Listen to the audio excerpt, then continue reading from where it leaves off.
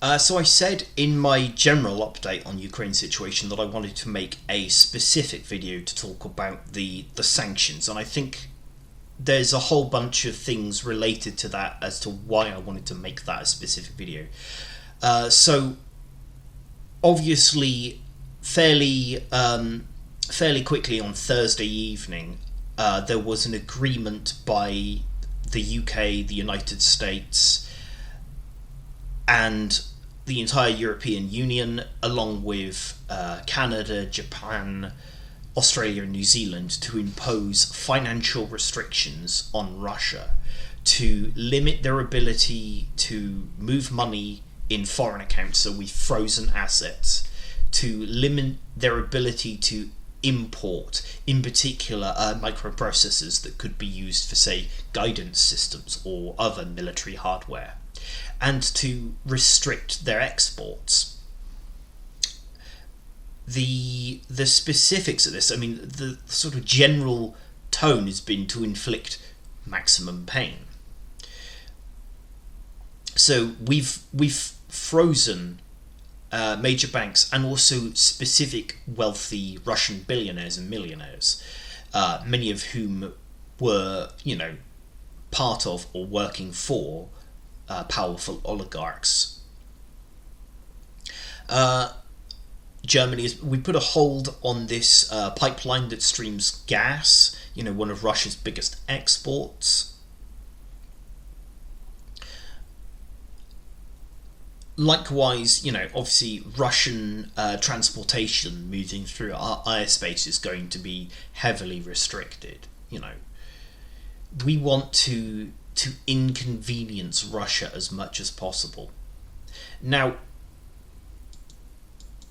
it's really interesting to me. So here's a full breakdown of the sanctions. So anything that could be used in military. So this is quite good because obviously we can see what the UK has done, what the United Nations have done. Joe Biden's claims 4 major Russian banks have their assets frozen from the dollar. Given that the dollar is the largest trading currency in the world, that's a big problem for Russia.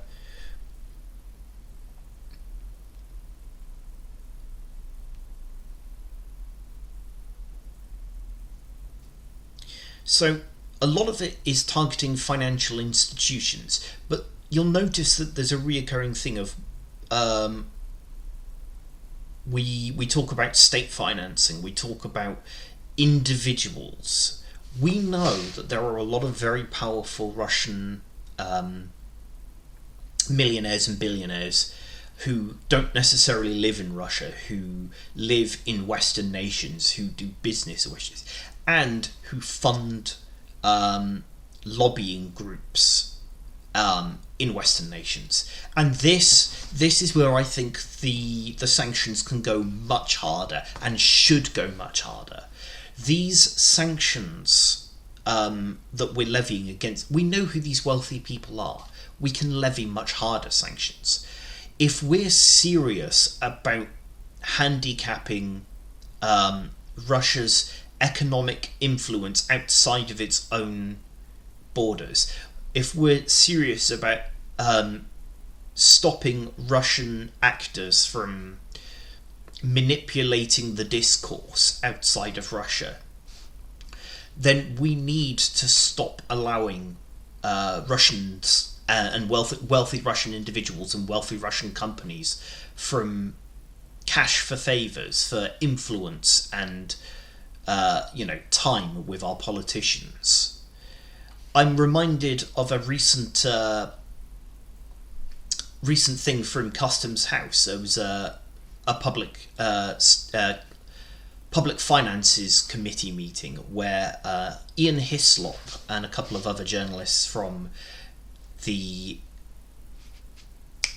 Spectator, sorry, I have to stop and think what the paper was called there for a minute, where they said that they felt they were questioning a number of MPs, and Hislop makes this very good point of, he said, I don't think it's good enough that we just say, oh, somebody paid this many thousands, or offered a skiing trip or whatever to a member of parliament, and we don't know who that person is.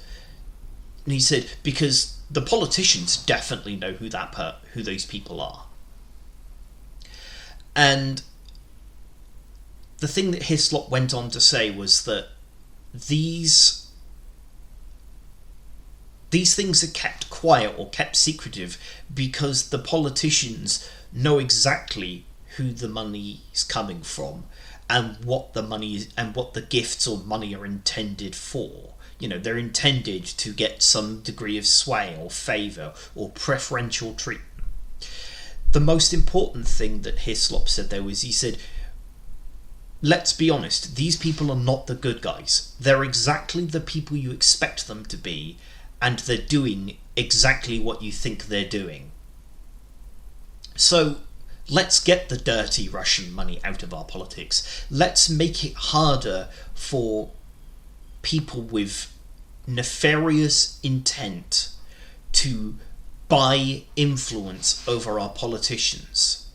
That's something that we can do now, and we should have done a long time ago. We could have limited Russia's ability to raise finance for its military-industrial complex. We could have erased Russia's ability to fob the West off with half-assed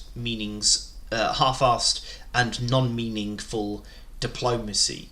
We could have allowed for our governments to be much more strict against Russia a lot sooner, before the conflict ever happened, if only our politicians hadn't been under the sway of Russian money. We need to make it clear that they can't launder their dirty money in our democracy. And I'm calling upon my Member of Parliament and the members of Parliament for whatever constituency you're in the UK to lobby for this change, to get the dirty money out of our system. And the same should be said in America, because there are American senators. Trump himself was reputed to have had a lot of wealthy Russian guests come and stay at his resorts who would pay thousands of dollars to have dinner with him or to stay in his Trump hotel in Moscow.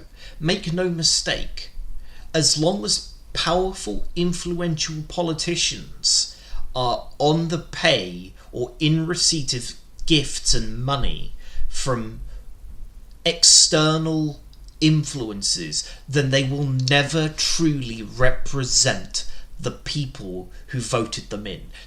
They will never truly represent their constituents. And that's the thing that needs to change. And it shouldn't take a war on our doorstep to have forced this to happen. We should have realised this years, if not decades ago. But now we don't have a choice. We have to make that change happen. I want you to like and share this video as much as possible. Send it to your senator, your member of parliament, your politicians, and say, we don't want foreign influence or foreign money dictating our politics. I'll see you guys soon with another video.